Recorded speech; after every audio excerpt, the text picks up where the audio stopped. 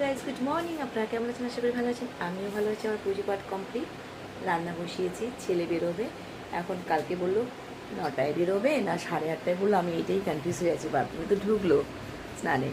ওকে বলছিলাম কালকে যে বাজারটা করে নিয়ে আসি, শুধু মানে সবজি রয়েছে ঘরে, মানে মাছ টাছ এগুলো নেই।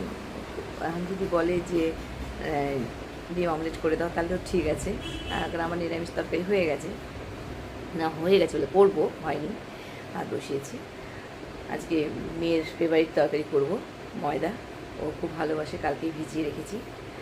লিচি কাটানো হয়ে গেছে, মানে ধুয়ে, ওটা তো ধুতে হয়।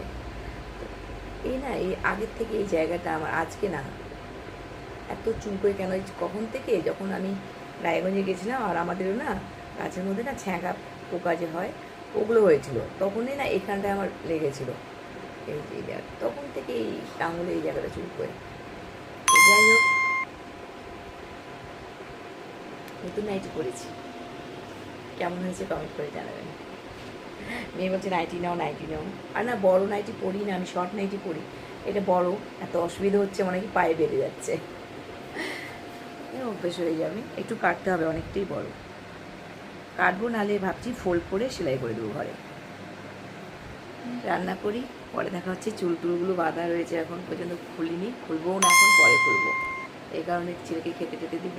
তারপরে মুখে শুধু ক্রিম মেখেছি একটু। তাহলে রাখছি, পরে দেখা হচ্ছে। দেখা।